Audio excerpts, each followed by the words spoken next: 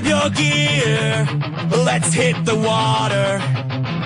Paddle and fin, where the vibe gets hotter. Kayak fishing, straight talk, hear the stories unfold. Salt and freshwater adventures bold. With multiple hosts, yeah, the crew's all here. Casting lines in rivers, no need for fear. From the east to the west, we're making waves. Join the tournament hype, see how it raves.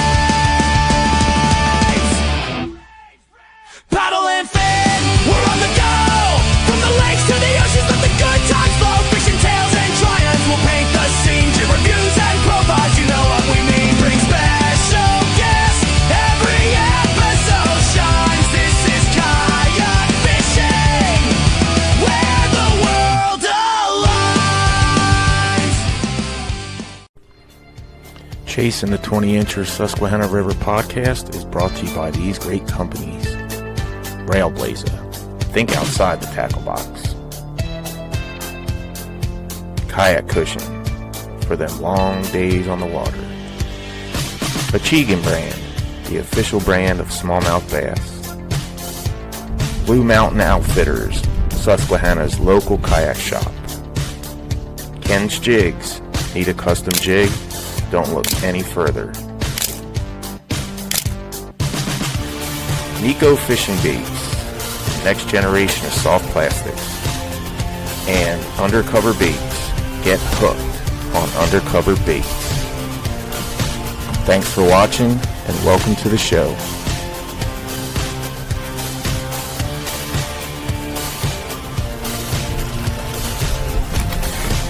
That's 20. That is a 20. What's up, Sean? Not much, brother. How are you? I mean, that clip always makes me laugh. I feel like I always, every time I catch a big fish, that's coming out of my mouth. Yeah. But now it's 21. I was going to say, now it's legit. Now it's legit, brother.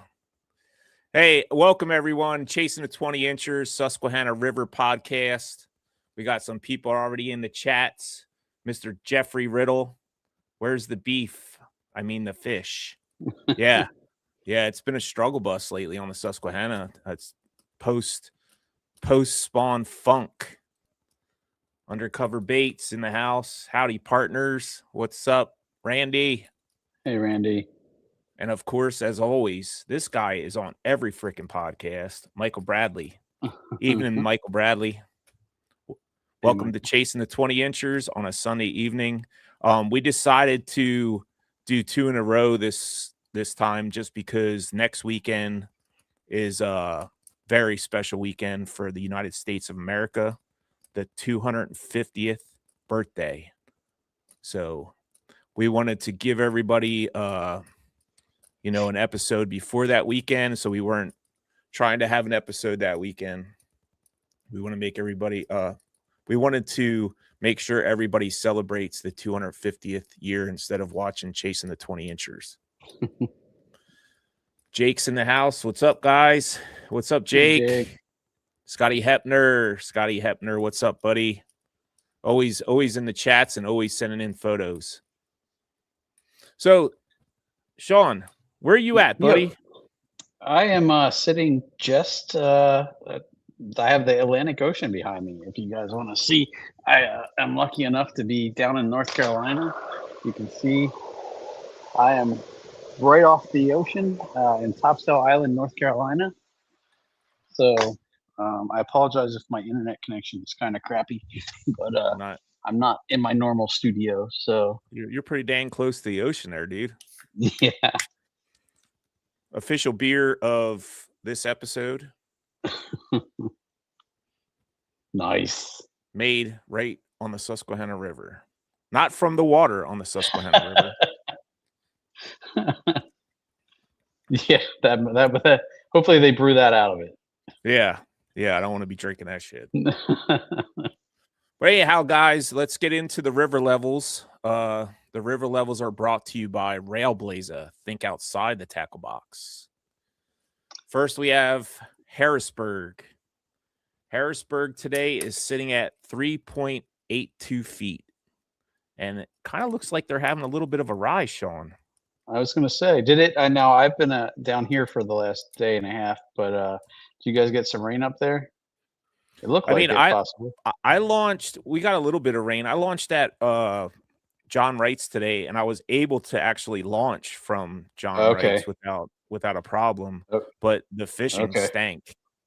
The Well, fishing really stank. that's better than the last time I was there because I couldn't even launch there. I had to go down to the main launch because there's about 5 foot of rock showing at John Yeah, Wright. So, yeah. well, next we will jump over to the Lewisburg gauge. Lewisburg is sitting at 2.54 feet and just a slight rise there.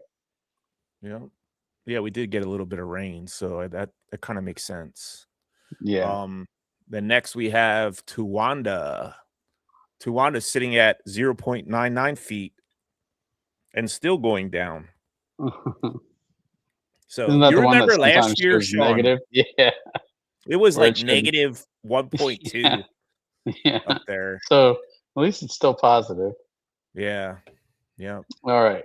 Then we jump over to the Marietta gauge. That's at 34.48 feet and also rising. So maybe fishing Yeah. will start to improve if it's rising, although looks like it probably was rising this morning when you were out too. So maybe not. So It was a little bit. I don't know. I just had a hard time finding them. I caught 2 fish in 3 hours and I had 3 bites. oof, And the one that I did lose was a big one. So, interesting. all right. Last but not least, the Newport gauge on the Susquehanna River, 3.73 feet. And it looks like they have a slight rise as well. Not as much as the Marietta, but looks like they're just starting to rise. Yeah. All right, so guys, there you have it. The river levels, they're brought to you by Railblazer. Think outside the tackle box. And now we're going to get into a segment that we all love, the photos, the Achigan brand photos of the week. I always put a post out a couple days or a day or two before the podcast, and people send their photos in. And we're actually going to remember to pick a winner. We're going to pick a winner right after we go over the photos. Cool.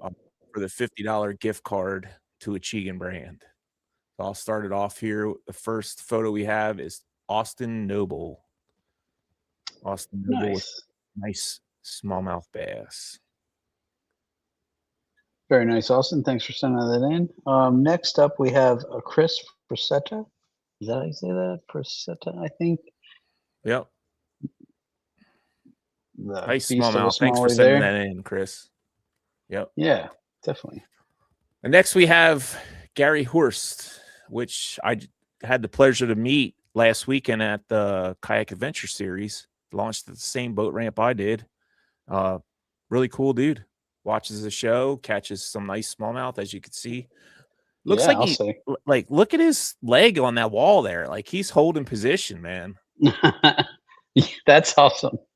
That's some He's serious. parkouring it over there. Yeah, that's some serious shit right there. Oh, that's awesome. Well, nice fish, Gary. Next, we'll jump over to Hunter Simon. He's got a bunch of smallies there. Yeah, Holy cow, some of those are friggin' ginormous. Yeah, he sent in a bunch of photos last week and this week. I think he's up north somewhere. I was just gonna say he's got to be big up. girls. Yeah, nice, dude. That's a heck of a handful of smallmouth there.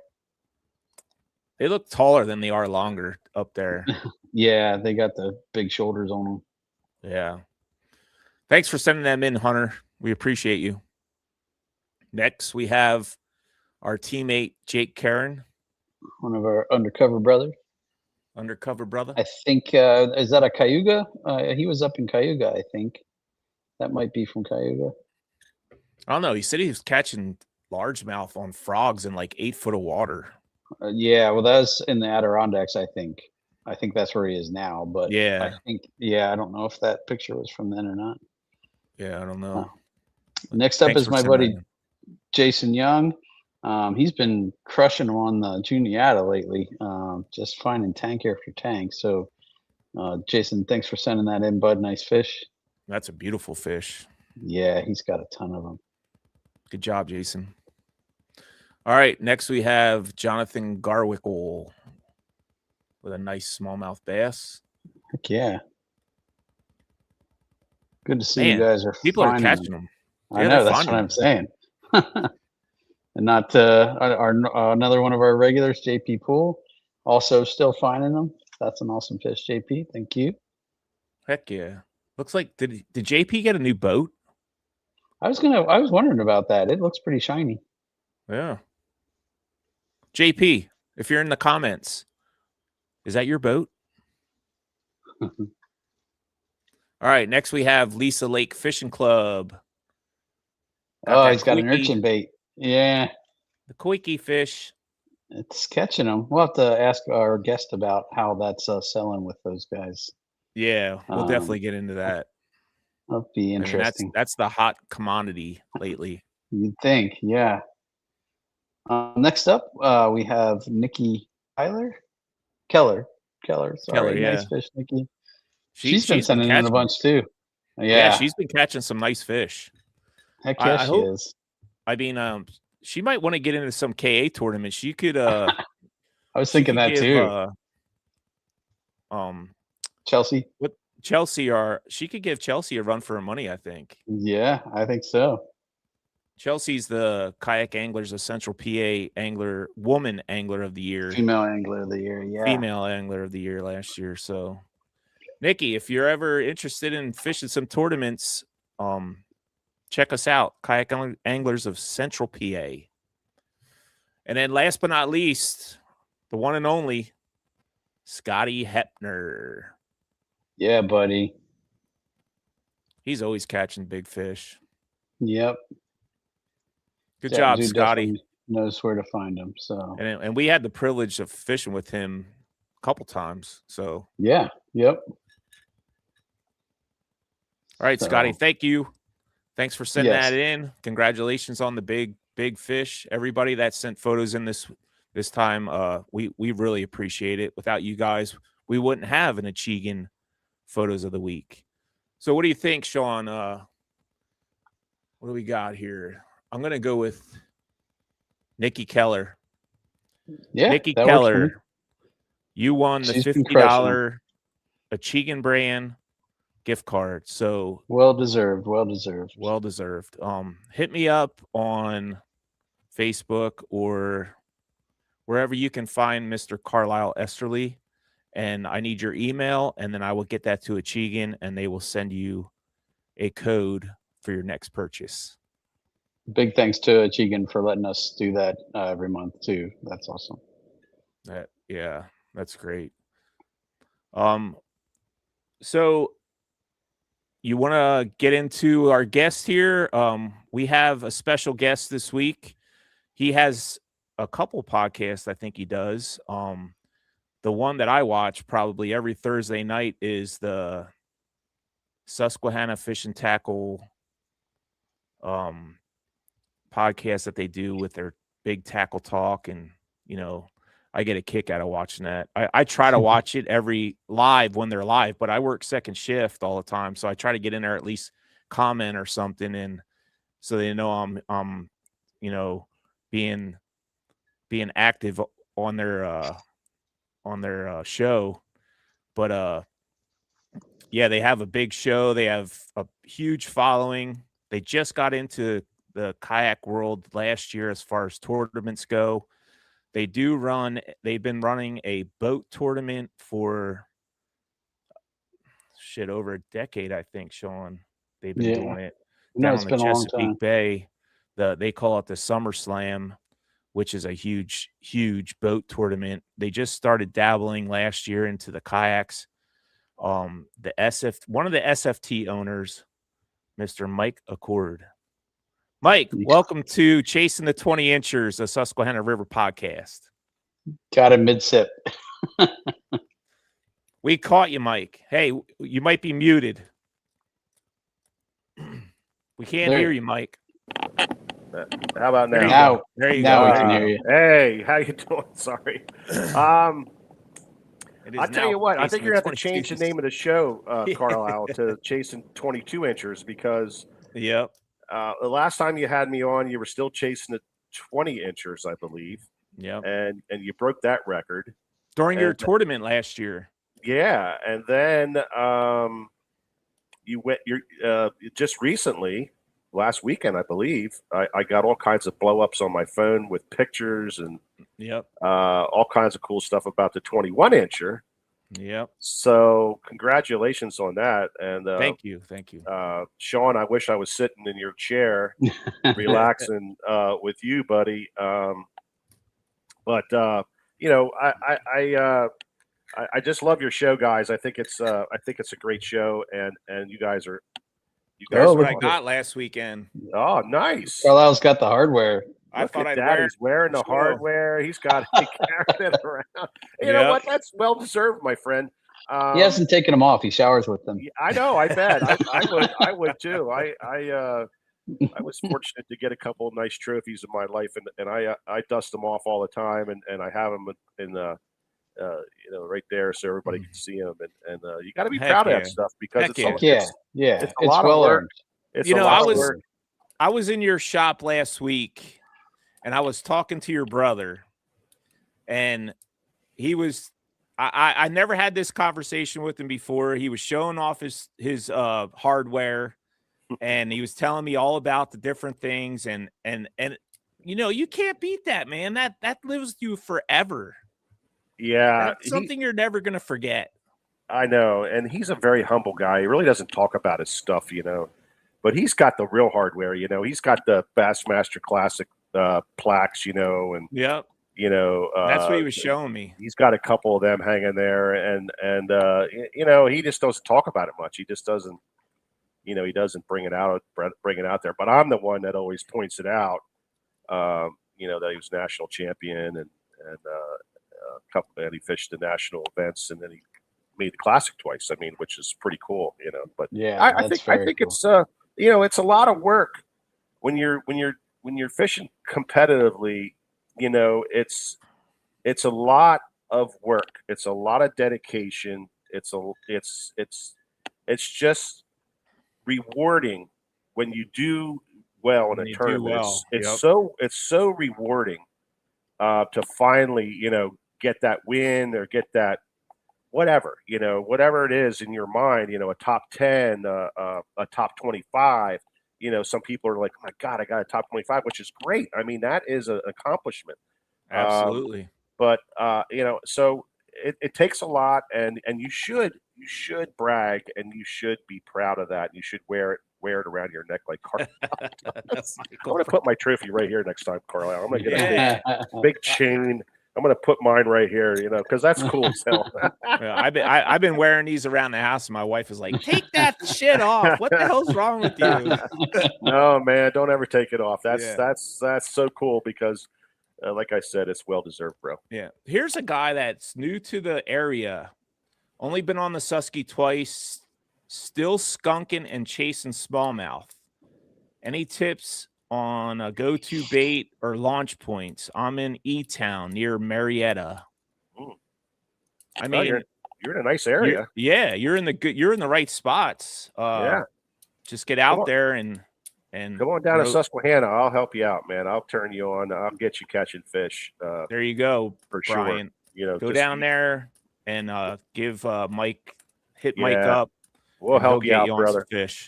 I know you're right on the edge of doing it. We just gotta bump you in the right direction and we'll get you catching fish. These are the kind of people that why we brought you on this show first of all was because the SFT Kayak Classic is one of the kayak tournaments on the East Coast that really wants to bring in them new people. And this might be one of the guys that wants to do it. And we just got to get them dialed in and get them on a kayak and get them out there. Yeah. The Susquehanna River Classic, 2026 Classic. This will be the second one, right? This is our second one, yeah. And you mentioned it in the introduction that we do another tournament It's called the Summer boats. Slam tournament. We've been doing it for not 1 decade, but 2 decades almost. Oh wow! And the whole idea behind that was to introduce people to tournament fishing. Get more people involved with tournament fishing. And we partnered with Shimano, who's been a long-standing sponsor of this event. And your entry fee is $250 of tackle of Shimano G Loomis Jackal and Power Pro. So it kind of takes the pressure off of the mentality of donating, being a donator to tournament fishing. And wow, I'm not going to get in this tournament because it's $200 out of my pocket and it's cash money, and I'm just not ready for it. But this way, everybody's a winner. When you fish the tournament and you have a rough day or you don't do well, you get to keep you get something for the day. You get to keep your tackle, and it just changes the mentality of people getting into tournament fishing, and it introduces them to that great feeling that you get in the morning when you're launching your boat and the competitive nature kicks in. So how does that? So how are the people that are new to tournament fishing? How do they struggle trying to keep their fish in the live well? Like normally when they come back to weigh in, or do they have 5 fish that are all alive, or do they struggle a little bit, or how does that work? No, we put stipulations. You got to have you got to have a good live well. You got to have the proper equipment. Now we do allow all types of boats. We don't have a restriction on boats, as far as the size, but it has to have a proper live well, because first and foremost, it's the protection of the fish. It's the preservation of the fish. That's our biggest concern as tournament anglers. It should be for everybody. It should be for everybody, but for a lot of people and most everybody, they take it very, very seriously on keeping their fish alive. So we educate people. We have little tutorials that we give people about using ice when it's hot out, and changing the water and making sure the live wells are running when you're oxygenating the live wells, and using an additive to your live well so that those fish are well taken care of. So it's come a long, long way. And for the new people, they ask a ton of questions, and we welcome it. And we tell people, we want you to get into the sport. Ask all the questions that you think that are necessary, and we want to educate you the proper way, and that's what we do. And we get a lot of new people. We've introduced so many people to tournament fishing through that, and it's really exploded the local events through that, for doing it for I think this is like 20 years, to maybe 20 plus years. I don't even know when we started it, to be honest with you, without looking back on my records. But you guys got to have like if it's not 20, when it's 20, you guys got to have a huge event for that. Yeah, I think we're getting close to the 20. I think it's right there. I think it might even be next year. We're getting close. I know a couple people that have boats that I was trying to talk into this year to do it, but next year I'm either going to have one or know somebody that has one, and we're going to come down there and fish it. Yeah, it's just a great event. It's fun. It's a good time, and like I said, because the pressure's taken off, because of the way the entry is, people just have a fun time. They come back to the weigh-in. We have a really cool weigh-in. We have fun. I was going to say, that's one thing I haven't experienced is a live weigh-in, because in our kayak tournaments, it's all, catch, throw to release. So you don't have that same kind of. Right. And everybody's like, well, it's, but we work with the Chester County Bass Anglers, and they have a phenomenal weigh-in system. Yeah, that's what we hear. We have tubs that goes from the live well to a tub that's treated water, cooled water with ice in it. We keep it at a certain temperature. And I'm telling you, they try to weigh those fish, and those fish are ready to tear their head, to tear their heads off. They're very, very lively fish. And so everything, it's just cool. So we try to take that and roll that over into a kayak event. Take that energy, that idea of growing the sport, getting more people involved with the tournament fishing out of a kayak. And we've been busting your balls for a couple years now about it too. Yes, you have, and there's been a lot of people asking us to get involved with it more and more, and so we did last year, and but we wanted to do it our way, and our way is you get something for your entry fee, to help out with that, to take that little bit of an edge off. So last year it was $150 entry fee, and we gave you a 13 fishing fishing rod. Rapala bought 13 fishing last year, I believe, and they're our title sponsor of the event, and they wanted to do something with us, so they gave out a $100 rod for the entry fee last year, and so it really only cost you $50 to fish the tournament, and you got a nice rod out of it, and you guys know with the rods, they're nice, they're super nice. I use it as my fluke rod to this day. Yeah, it was just a great opportunity. That it took the pressure off, and it allowed people that were on the fence, that were just like, man, I just don't know, I just don't want to be a donator. I don't want to waste my money. I'm not that good or whatever. Yeah. But it got people involved, and it was really funny because I think we had 38 38 brand new tournament kayak fishermen last year. That never fished a tournament before in their life, that entered this tournament, and that's what we're after. Yeah, that is exactly why we're doing it. We're not doing it for any other reason. We don't make any money on it. We pay out.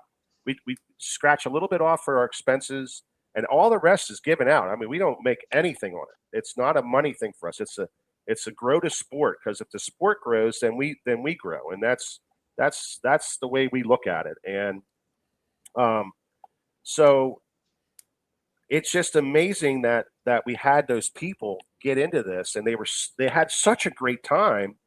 And then several of them I know went on to fish some other derbies. They went on to fish some other kayak derbies, and it worked towards growing the kayak tournament sport.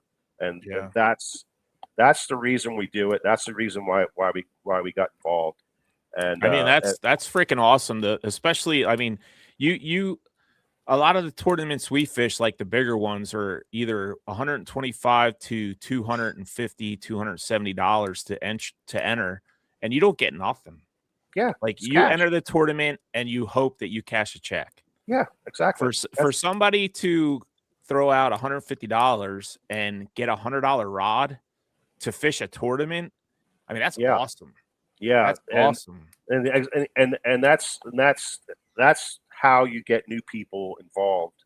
Yeah, that was, that's how you get people that are on the fence to kind of jump off the fence and say, I'm going to try this. It's not going to cost me anything. It's going to cost me whatever, So we partnered up with 13 Fishing, which are the great company, great people, very grassroots kind of orientated now. They're really coming into the grassroots level of fishing, and they want to really grow that base of people. And so they jumped on board, and this year they were late getting this thing started because they had some internal things that were going on, but we got it nailed down as far as they're going to be another title sponsor for this year. And is it going to be another rod again? Or I don't have the details exactly on what it is, because it's just kind of messed up a little bit there. But they're coming out with a new rod for next year. I'm probably not even allowed to say this, but they're coming out with a brand new rod, and I think that's the rod they want to use. Nice. Dustin Cannell is fishing them right now. And so it's whatever rod he's using is the one that they're kind of thinking about putting in, out there. So it's a great rod. Of course, Dustin Connell's fishing it, so it's a phenomenal rod. And so we don't have the icing on the cake yet with that exactly what rod it's going to be. If it's going to be spinning, casting, what it is, but it's probably going to be a mixed bag like it was last year. Okay, because I know I talked to you about a week ago, and you were saying something about a reel. Yeah, they were rods. that's what they were talking about it because they're really pushing the reels again. They bought 13 Fishing, which was a great company for a lot of years, but it kind of was all over the place. They would run a rod and reel for a year, and then it would go away. And then the reels were always changing. Well, they kind of are going to solidify this and really come out and put all their R&D into this. That Rapala can back, a massive company like Rapala, which is one of the largest tackle companies in the world, to be able to back 13 Fishing and pump the money into it and the R&D to come out with some exceptional products that you're going to start seeing a lot of this year again. And, so there's a lot of stuff that's in the pipeline coming out. There's a lot of stuff that's out. And I think 2026, 2027 year is going to be the year you're really going to see a lot out of 13 Fishing. Not that you didn't see a lot already, but because they got a phenomenal pro staff, and those guys are the guys designing the rods. So, so nice. It's going to be that, and so you're going to get something for your entry fee, and we're going to get all these people. And the funny story is, last year there was 3 guys who who went and rented kayaks to fish the tournament. Yeah. They were like, did any of them cash a check? Any of the new guys? I think there was pretty good. Yeah, they did. There was a couple of them that really surprised themselves and did like top 20. Nice, which is a huge thing. Yeah. So that's awesome. Yeah, and those are the guys that kind of went on. I know that are fishing some of the other kayak tournaments. Nice. Kind of jumped in your guys' game. So I don't know. Did you say what date you're going to have it? Yeah. So the tournament this year, it's 2026 Susquehanna River Classic, is August the 8th. And it's live right now on Tourney X. All you got to do is go in there and search 2026 Susquehanna River Classic, and it'll pop up, and then you can go ahead and register right through Tourney X. It just went live today. So we are a little behind the ball on this because it was the sponsorship thing was kind waiting of on Rapala. Yeah, it's just the way of the world, the tackle world right now. The tackle world, for all you guys listening, is not like it used to be. It's a lot different now, and it's a lot tighter. They have to analyze every decision that they do, and so we have to provide a lot of information to them and make sure that they are investing in something that's real. And last year, you guys came out in a big way. We had a huge tournament last year. They were completely impressed with it, and so they jumped on again this year. So I know. What's the guy's name? That's the rep for Rapala. Charles Dollery. Okay, so yeah, I guess he was so impressed with my I caught my PB. He gave me a second rod at the end of the day. So I remember that. I mean, yeah. I walked away with 2 rods after the tournament. So that was, Charles is a big kayak check. guy. Charles comes from the kayak world, and Charles was he was the guy who was the beacon at light. He's the guy who really took it to. He's a rep that works with the rep group, but their big product line is Rapala. So he went right to the big boys and pitched the deal, and they jumped right on it right away. And Charles was the guy who really helped us out on it. And we have some really exceptional reps that really care about the sport, and have the same philosophy that we do. And our philosophy is we are here to help you catch more fish and be successful at the sport. And that's been our thing forever. It hasn't been anything more than we want you guys to catch fish, and we're going to do whatever it takes. And that's how our reputation was because we were very free with our information. But to have the reps, and there's a good many of them that are really high quality people that really want to grow the sport and really want the sport to do well, and they're not just money grubbers. They honestly have a love for the business and the industry, and it's pretty impressive to see that. Well, Mike, I got a serious good question for you, but I'm gonna wait until after this commercial. We're gonna take a 30-second commercial, and we'll be right back.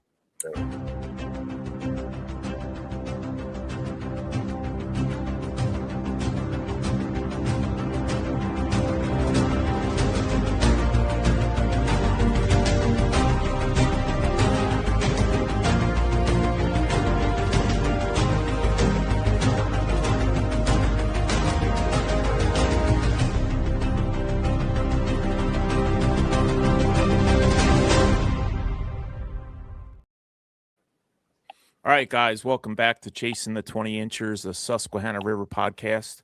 So right before the commercial, I said I'm going to have a serious question for Mike. Mike, have you guys thought about outsourcing the judging for this tournament? I mean, I'm game for whatever. I work with Charles and Mike Reinhold, and everybody knows Mike Reinhold because I don't know the kayak world. I'm the first one I'm learning. Yeah. I know a lot of kayak guys and tournament guys, and I love you all. And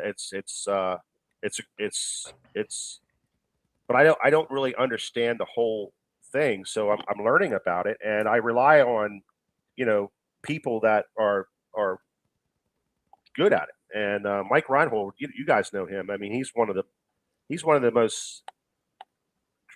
greatest guys I've ever met in my life. I mean, he's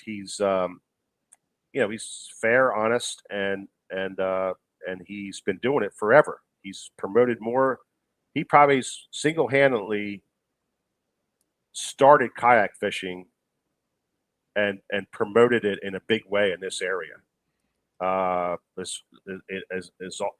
I see it now, there's probably somebody who started it first, but as I see it, and him coming to my shop years and years ago and asking for some support for what he was doing, it's been years. I mean, it's been I don't even know how many years. It's been a long time that he's highly respected.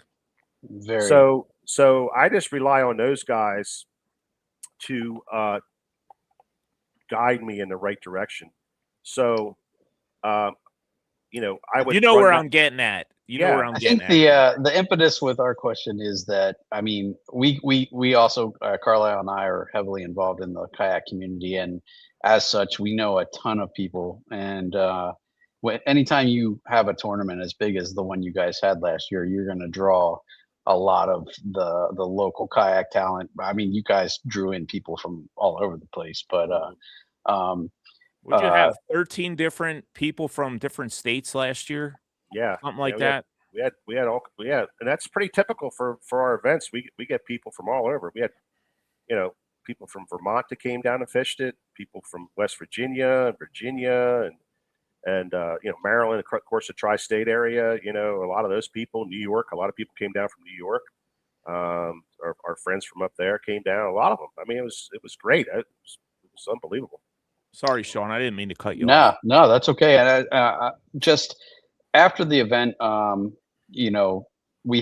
was a couple of things that went down that some of our people that are very passionate about the sport struggled with. And I think people have reached out to us ever since they knew we were doing the show and asking us how we were going to address it, and that was part of the reason why we wanted to have you on, was to walk through that a little bit and not rehash it. It happens. I mean, it was your guys' first big tournament in kayaking, and obviously not everything went off 100% the way. Yeah. Well, I mean, you know,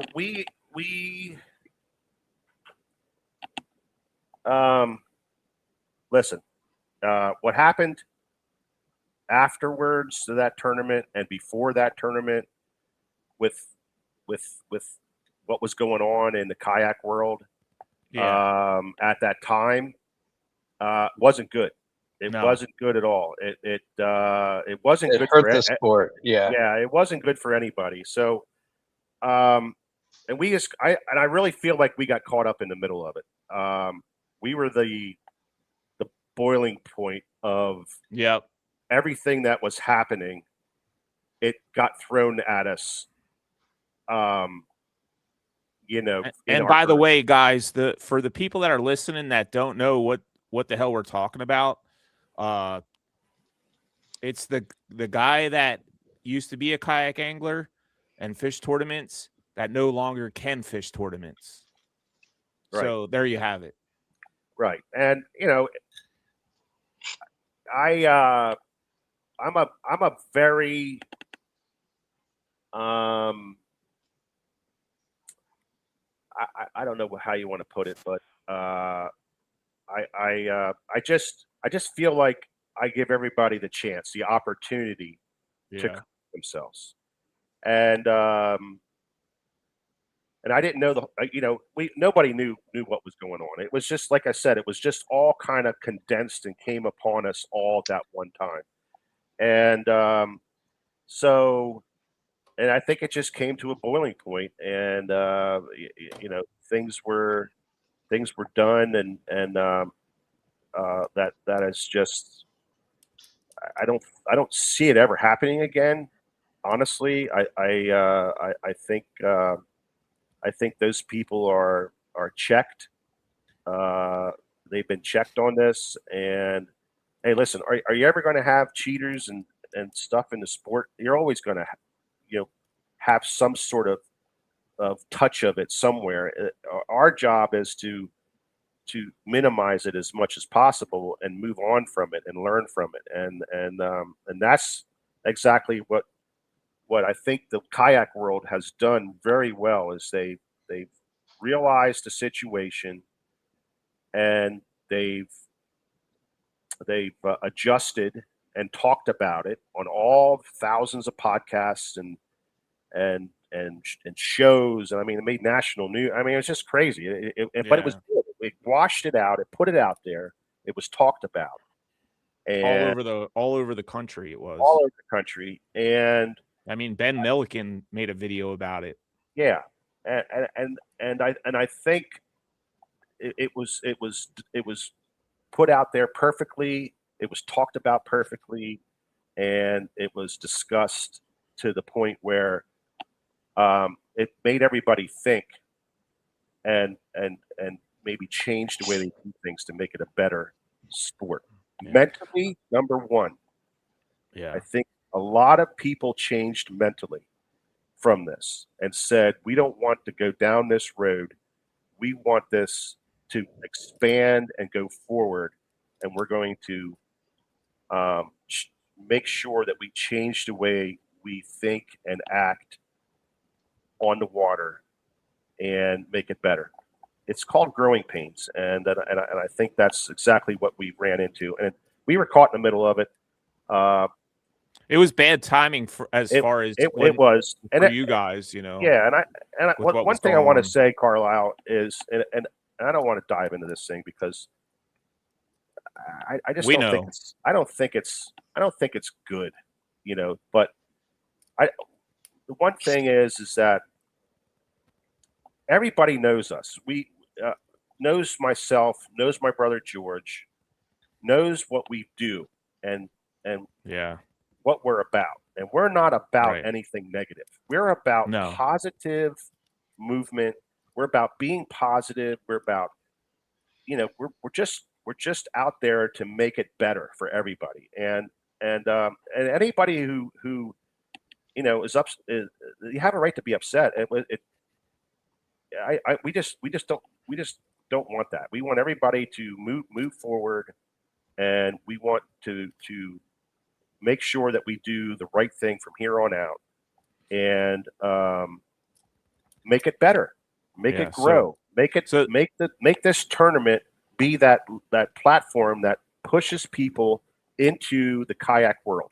And Mike, I really don't want to dwell on the negativity of last year and what happened. Yeah, that's all right. But the people are asking, like, is there going to be a protest period for this year's tournament? Is it going to be like a 24-hour after the tournament deal, or you probably don't know all the specifics? I don't know all the details, but in our tournament, you got 30 minutes. It's a 30-minute protest period after the tournament in our Susquehanna Summer Slam tournament. You have a 30 minutes 30 minutes the tournament's after finished. Scales closed is 30 minutes. Oh, okay. After the scales close. Yeah, and that's the way it is in our Summer Slam tournament. All right. And I'll tell you this: I've never had a protest in 20 years. Well, like I said, you guys, as far as getting into the kayak sport last year, it was just bad timing with what everything was going on. I'm not saying this is all about so-and-so, but you guys were basically throwing the tournament at the wrong time. No, I mean, it could have been any other tournament at that time, and that would have happened. The same thing would have happened. No, I think it honestly would have, and it was about that guy. He wrecked it for everybody. You know what we have to do now? He ruined us. Like, any fish over 18 inches, we have to take a video, not only a photo of the fish on the board. We have to take a video now of releasing it from the board to the water. I know. So say it, call it what it is. I mean, the one guy ruined it and made it terrible to the point where we had to rethink the whole entire process, and it's a friggin' shame that it came down to that. And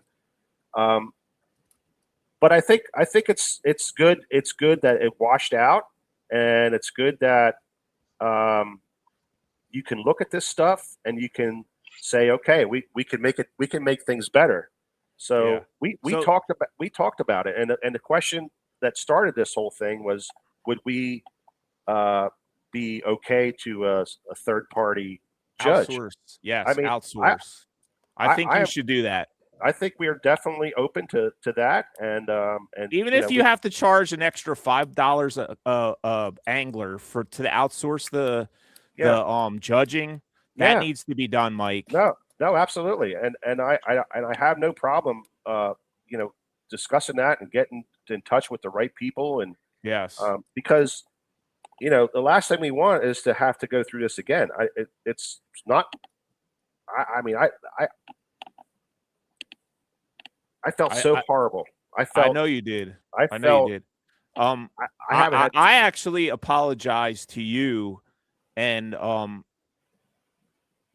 the reason I apologize to you, because I'm a kayak angler, and we brought you into this mess. But I think there's a lot of people out there that would like an apology from you, as well as what happened last year. And I think it's going to help all of us. I apologize to you, Mike, as a kayak angler, and I don't apologize for something I don't do wrong. Yeah. And I feel like I didn't do anything wrong, because I just like to fish out of a kayak. But we have a lot of hurt feelings. Well, it was just bad timing. Yeah, I would say this. I would say that it would be great to talk to those people who do have the hurt feelings, because I never felt so bad about something that I thought I was doing good at, that I was doing good, than the day after that tournament. It absolutely devastated me, the comments and the stuff that went on. It was just because it's just not what we are, and not who we are. We are, we're here for what we discussed earlier. We're here to bring in grow the sport and bring new people into it, and have fun and have a good time and enjoy it, and do the just have art. That's what it's all about. So I I'm I would say that I feel like anybody who does have an issue should come and talk to me about it, because I know that we could talk about it, and we can clear the air.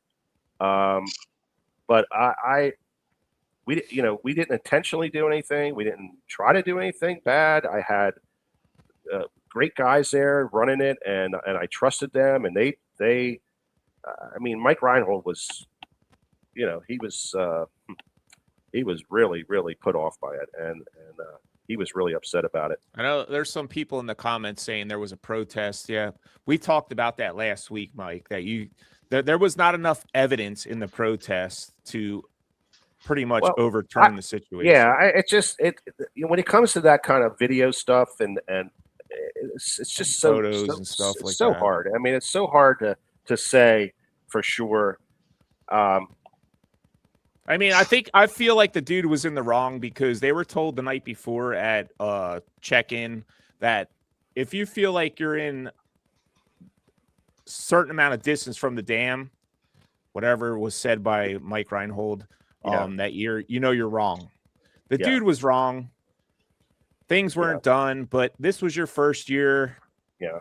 I mean, I get it. Some people don't, but I feel like moving forward, you guys learned. All I'll say to you, Carlisle, and because you know me very well, is there was no intentions, there was no ill will. It was a judgment that we made. Right, wrong, or indifferent. We made a judgment, and it wasn't pointed the finger at anybody. No, it wasn't. And that's why we didn't bring you on the show for this. We wanted to bring you on to make it bigger and better. Right, and that's where I'm at on this. I'm all about having a great tournament. We're going to do it again this year. We're gonna make it better. We're going to have. Hopefully, we get the 150 boats, because we get the 150 boats. That's the other thing everybody was talking about, was the payout.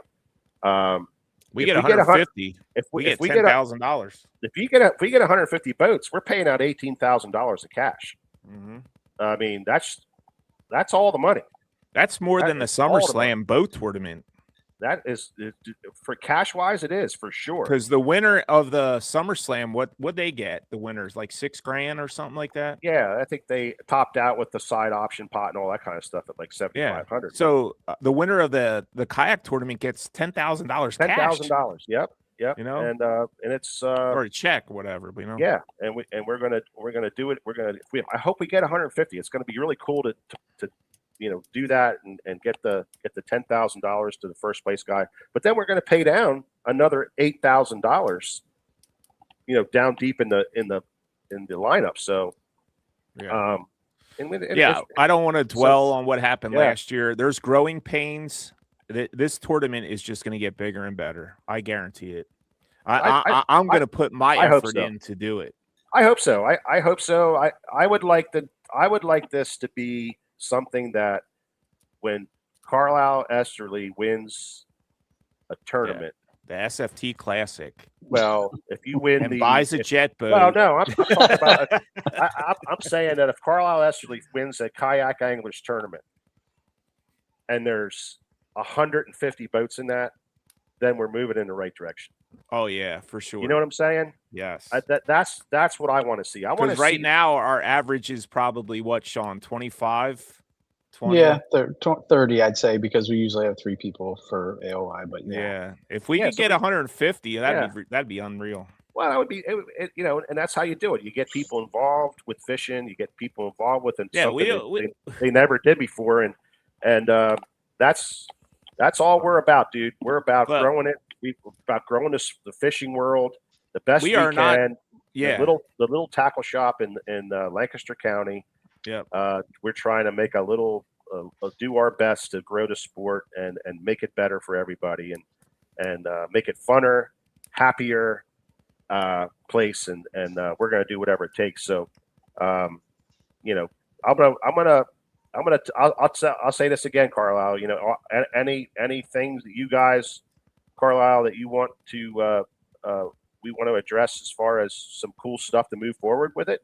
I'd love to hear what you guys are doing in the other events. And Mike Reinhold would be the guy that we're going to bring in on this, and we'll talk about it. And we'll listen.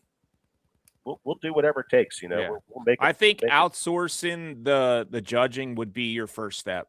Yeah, we talked about that last year, right after the event, and that would be the first step. Yeah.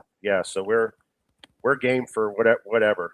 But let's make it better, Mike. Yep. So we're going to have a weigh-in style back at the shop after the event.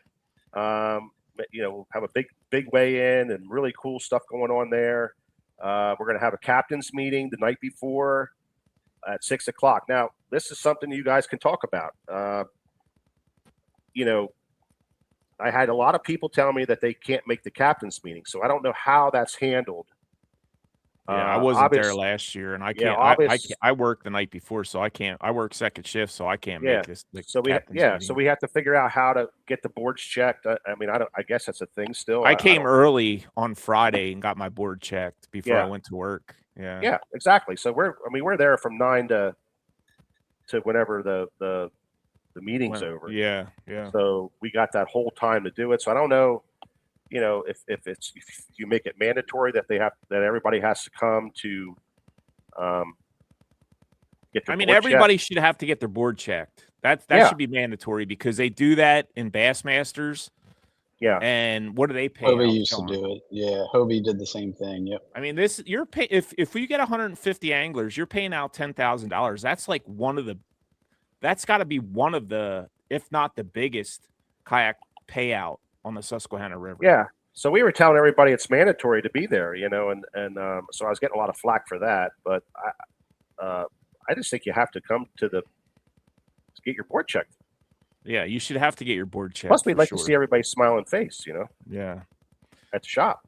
Board check should be mandatory. I feel like you should maybe do the outsourcing of the judging and then see how the second year goes. And if there's any kind of somebody has an issue with something, you have the judges that you're outsourcing to take care of that decision. That way it doesn't fall on you and your business or whatever. Yeah, don't get me wrong. We're on top of all this stuff. Yeah, I know you are. So just so you guys know, we're very, very much on top of everything that's going on.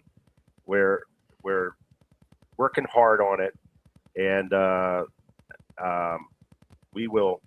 But we're open for any suggestions that anybody has. You can throw them at us. And I'm not saying we're going to do every little thing, but we want to make it right, and we want to make it good. We want everybody to be happy. We want everybody to be, when they walk away, they're going to go, son of a gun, that was a fun tournament. I had a ball. That's what I want.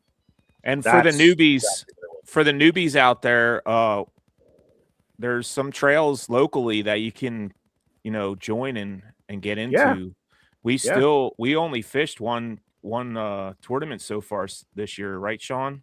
Yep, for KA, yep.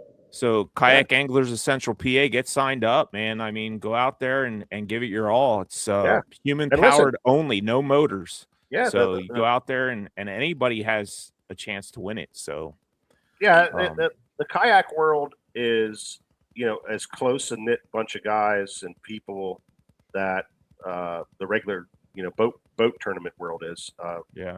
And I love fishing tournaments because I like the camaraderie of it. I'm not as competitive as I used to be. I just don't have the time anymore to be super competitive. But I was supposed to be at a tournament this morning, but I got called away for emergency up to my mother-in-law's.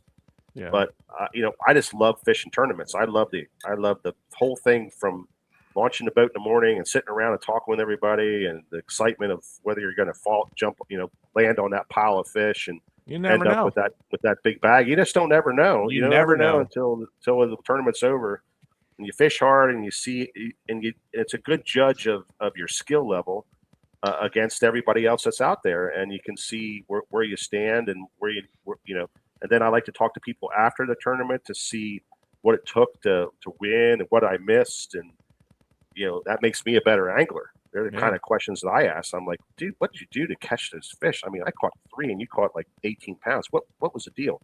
And some guys will tell you what it was, but either that or it'll tell a good lie to you. But you're always trying to learn. But most of the kayak guys tell you. Yeah, We talk about it at awards. You know, like, hey, caught him on the chatterbait with this trailer and blah blah blah. Yeah, you know. Well, that's what we do. We get the winner, and this year we're going to do like we do with the SummerSlam tournament. The winner of the kayak event is going to be on Tackle Shop Live. There you go. With us, and we're going to pick your brain like you've never been picked before. Yeah. We're going to figure out what the heck did you do to catch those fish, and that makes us a better angler, and that gives us a learning platform. Yeah. To be a better angler. Oh, okay. In those Absolutely. conditions, this is what they did, and then you lock that in, and you learn from that, and that's what to me that's what tournament fishing is. You learn a lot real quick when you tournament fish. I mean, for the most part, if you're new and you're trying to get into this and you heard all the crap that happened last year, that shit's done. It's done. I don't think that there's anybody out there that's going to cut a kayak in half and do all kinds of shit like that anymore. But listen, we still want accountability though. Like there still has to be accountability because you never know, there might be that dark horse out there that is the next new up and comer, and we have to get rid of them. Well, like I said earlier, there's always going to be that guy. Yeah. You know, and there's nothing. If you're going to fish and worry about that, then you shouldn't be a tournament fisherman. Yeah. You gotta just say, you just gotta believe that everybody's doing it legit, and then don't worry, those guys will get caught eventually, and they always do. And you've seen it in the walleye world, you've seen it in the bass world, and in top-notch tournaments all across the country. They catch these people and they weed them out. Now it's very, very little nowadays.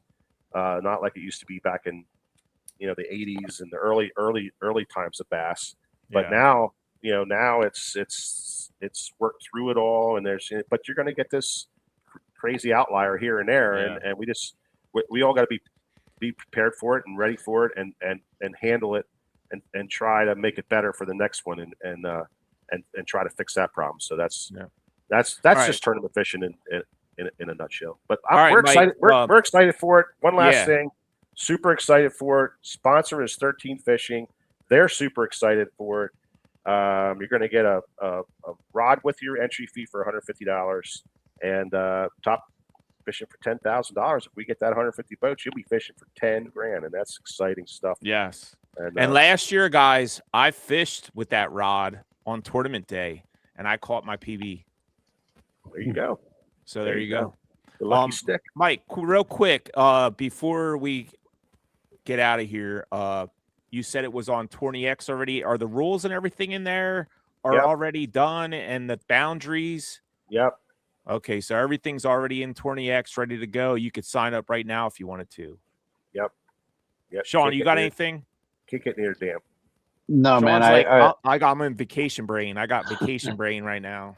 No, I just wanted to thank Mike for coming on, and again, I encourage people to reach out to Mike if you do have issues or questions. I feel like he will do his best to address them. And moving forward, let's try and get rid of that black eye. And I am always available, and I could take it as good as anybody. You can come and you can lay it on me, and whatever. But we could hash it out. I don't want anybody to have any ill feelings towards me or our business or anything, because it's not good for anybody. And we're here for good things, not bad things. So here's a question real quick to Mike. Yeah. How often has Mike thought about knocking George out of the boat and vice versa? Well, my brother and I have been tournament fishing together for a lot of years. And at first, I'm telling you, we've got into almost scrapping out there on the water. We were very, very, we're both very competitive people and we fished two totally different ways. So it was really bad. But about 5 years ago, something clicked. And now now we make great decisions. We fish together really well, and it's almost scary how well we fish together. It's like I'm thinking what he's thinking what I'm thinking, and or one somebody will say something, and then we're like that's what we need to do, and so we. But back in the day, we almost came to scraps out there in the water. Never I remember threw him in the yelling at water? him. I remember yelling at him about a shoal on Oneida Lake. We were fishing a tournament up there, and we were out in the middle of nowhere. This is pre GPS days, so it was all triangulation and maps, and you're out in the middle of this lake, and you're looking for a hump that was 400 yards long and 50 yards wide. And we were out there, and I kept saying to him, "We got to go to the left. He's like, "Mike, I'm telling you, it's right over there to the right." And back and forth, and well, he was right. It was over on the right side, but we were ready. I was ready to throw him out, but a lot of stuff like that. Yeah. All right, Sean, you got anything else? No, just thanks again for coming on, and thanks for everybody tuning in and listening. And we will hopefully see you all out on the water before too long. But I figure I'll let you wrap this up, Carlisle. Yeah, I mean, I actually I had a lot of success on the water due to Mike and George. I have been going to their shop for, I don't know, 5 years now or so, and go in there, and I'm pretty much new to river fishing 5 years ago, and I'm asking questions and, doing all, and they're not hesitant to tell me what I ask. They're not secretive of anything. So I'd go in there and I'd get all the information I could. I'd go to their all their events they have at the shop, and I'd listen to all the seminars and stuff and learn so much I could. And look at me now, Mike. Look at me now, brother. You're wearing the medals, baby. I mean, you got the iron. If you want to do it, take in information. Yeah, that is what it's all about right there, bro. I mean, listen, George and I are fortunate enough to know a lot of really cool people and fish with the best in the world, and we fished with the best in the world, and being in our industry for as long as we have been, for 38 years now, we picked up a lot of stuff from those people, and it would be selfish and wrong for us to hold that stuff inside of us. So Tackle Shop Live, we talk about all that stuff that we learned. Yeah, not that we're experts anymore, but it's stuff that we've learned from these experts, and even to this day, we have a great pro staff of people that we rely on a lot. We fish with Greg DePalma, who's an Elite Series angler, and pick his brain, and he's just so smart when it comes to fishing, and he relays a bunch of the stuff that's cutting edge, that's happening right away. And he's also won a Bassmaster event for Kayak Series. Yeah, down in Gunnersville, I believe it was. Yep. He wanted to do more kayak stuff, but it was taken away from his real job, and at the time it was. But I kind of see him getting back into it, because he really loved it, and he really had a great time with it. But so we passed that stuff along, and we made a giant winner out of Carlisle Esterly. Hell yeah, brother! I appreciate you guys for bringing what you the medal. do. So, well, hell yeah. We learn from everybody. We learn from you. You learn from us. Everybody learns together, and we become better fishermen. And guess what? We catch more fish. That's what it's all about. Yep. Mike, thank you so much for coming on, man. We appreciate you. You got any shout outs before you leave?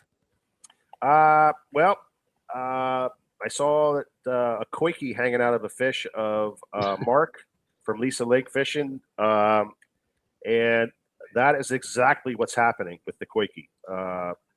Yep, that's it right there. The koiki is for real. Now, everybody's kind of trying to figure this thing out. We're all in this together right now. We're trying to figure out what this thing is all about. But I'm going to tell everybody that's listening, these things are friggin' legit. Yeah. People are smashing fish all over the place at all these local lakes around us. Lake Marburg, Pinchot, Muddy Run Lake, Octorara Lake, all these little lakes around us, they are smashing fish on. And that fish that Mark's holding, I mean, I know where he's fishing. It's in the river. It's in the river. That's a largemouth, ain't it? Yeah. And if you don't think there's a lot of largemouth in the river, well, wait, there's one of them. Is that the lower part? Is that what you're talking about? I was sworn to secrecy. I can't say anything. But I'll tell you. Let me tell you my story real quick with the Koiki. I was on the Juniata River, and I had my first Koiki. It was black. I hooked it up. I rigged it all up. I'm like, let me try it. I'm throwing a fluke all day long in top water and stuff, and I'm like, let me try this dang thing.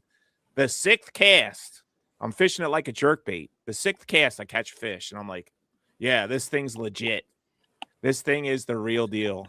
That was my experience with it so far. Well, and if I could just say, if I heard that story once, I heard it 50 times, and I've heard it in ways that people were saying they caught 20, 25 fish on it, more fish than they ever caught out of that lake on that thing. It was absolutely amazing. So we're all trying to learn the rigging, how to rig it. And it's really coming into its own right now in the Northeast up where we're at, like all around Pennsylvania, Maryland, Delaware, and up into New York. It's all starting to come together right now. So we're just trying to learn exactly the rigging, the right way to rig it. You know, the double hook now is something that we're looking at, the treble hook deal, all these methods. And I'm telling you, I'm going to go down to ICAST in a few weeks, and it's going to be urchin, Koiki, crazy stuff down there. It's going to be the most unbelievable thing that you'll ever see. But what I'm really going to look for is I'm going to look for the rigging options, because that's the big problem right now is losing fish and not getting hooked up right with them because it's such a bulky bait. Yeah. So you ought to go down there with a Koiki wig. Yeah, you got to get a wig with the Koiki. Like you're right. You're right. I guarantee there's going to be somebody walking around with that thing. Yeah. We have we just received a big shipment of skinny bears, so we have a really nice selection of those in stock right now. They're not going to be there very long, so make sure if you want them, get in there. Yeah, they're going to go. I think they're going to start advertising those tomorrow in the shop. So make sure you guys jump on there right away and get them. And then I got a little small batch of Mebas from Berkeley. Oh, nice. Berkeley, so I got some Mebas. I got some Mebas there. Yeah. And the reason I'm saying it is because these things are crazy. They're super hard to get. They sell out in like 2 days. We get them, and they're I've seen this before with the chatterbait. I've seen it with the Alabama rig when that first came out. I've seen it with some different lures over the years, and this is right alongside of it. Yeah, that's what I wanted to ask you. Like, what would you rate the Koiki as far as like? Could you rate the Koiki to the chatterbait when it first came out? Well, the chatterbait, I would. A rig. Yeah, I would. I would put it right up there with it. It's an absolute phenomenal phenomenon that's going on. That's crazy. And the problem is, like the chatterbait, you couldn't get them. We were very fortunate because we did the distribution for chatterbaits in the Northeast with the original chatterbait owners before Z-Man bought them. And because they couldn't handle it, and I made a deal with them and said, listen, just get them to me, and then I'll get them out. I'll distribute them out to the people, and it was the most unbelievable thing that ever happened. It was crazy. And then now this thing comes, and it doesn't matter. You could order 5,000 of them, and you get allocated whatever you get. So they're trying to spread them out, and you just sell out of them instantaneously. So. But I think more importantly is everybody's worried about it being a flash in the pan, and that's some kind of crazy thing that's just really not isn't going to last. Yeah, it's not going to last. Well, everybody I've talked to and everybody that have said about it, like on the tournament world, you'll hear them say, "Oh, it's going to be around for 2 years on the big stage," okay, which that's different. But on our level of fishing, it's going to be around for a long time. It's going to be something that's going to catch fish like the chatterbait, and it's going to catch fish, at times like the chatterbait, at times like the Senko, at times like the Alabama rig. So it's going to be that bait. And it'll all level out eventually, and then we'll all have them, and we'll have shelffuls of them at all times. But as of right now, it's a very exciting time, and we're all trying to figure it out together. And it's what's going to be one that we're going to talk about for years. Heck yeah, Mike. We appreciate you coming on, man. Anytime, man. Hey, if you guys want to do one to just talk fishing, I love it. I'll talk fishing with you guys whenever. You just invite me on, and maybe we'll be talking about the 22-incher. Oh, shit. Easy now. We got to hold that for Bassmasters. I never caught a 22-incher, ever. The biggest fish I ever caught was a 21 3/4. I caught two that day. I caught two that day. Yep. Nice. I caught one, and then I think it was like 50 yards down the bank. I caught another one. 21. They were both 21 3/4. Jeez. Yeah, I was totally like, this is the 22. This is the 22. But I've never. And I tell you honestly, it's cool that you called the show Chase the 20-incher, because that is a unicorn. It's not. I mean, it's not a unicorn, but it's almost a unicorn. Yeah. We're very fortunate to have the river we have that has a decent amount of 20-inch fish in it, but they don't grow. They're not common at all. They're absolutely not common. No. And there's but guys believe me, I chased them for 4 years before I actually caught one. There's a lot of guys that catch 20-inchers that really aren't 20-inchers. You know how many 19 3/4 I caught over the last 5 years? Probably 60 of them. Yeah. The 20-incher is hard, man. It's a hard one to break, and there's a lot of people that catch 19 3/4 and call them 20-inchers. It's just a nature. Oh, not in the kayak world. You don't do that. You're exactly right. You're exactly right. Yeah. But well, Mike, we appreciate you coming on, man. We don't want to hold you any longer. We're already at I could talk all night. You guys are running over. Yeah, thank we're you so much. Hour and 20 minutes, man. Thank you guys so much. And if anybody ever has any questions ever, I'm totally available. I mean, the people that are in the comments asking ridiculous questions, go see him, talk to him. He'll give you answers. Come on. Go talk to him. Let's figure this out. Let's win this battle together. Let's make the kayak world a growing sport together. That's what I'm here for. All right, brother. Right on, guys. Thank you so much for having me. Thank you. Yep, you bet. Yep. Thanks. See you, Mike. All right, Sean, why don't you close this puppy out? All right, guys. Thanks again for tuning in, hanging with us for an hour and almost 20 minutes now. We hope at least some of your questions got answered, and we're looking forward to seeing how SFT can do on their second go around with a big kayak tournament. But either way, we will be back with you guys in another 2 weeks with another exciting guest. And happy 4th of July to you guys for next week, because we will not be on. Go celebrate and be safe, everybody. And we will catch you later on the next episode of Catching the 20-Inchers here on the Paddle and Fin podcast.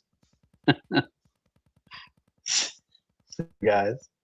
Thank you for tuning in to the Paddle and Fin Podcast Network.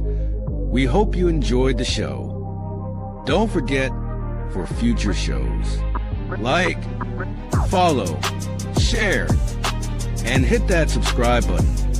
Make sure you check out our individual channels and accounts too.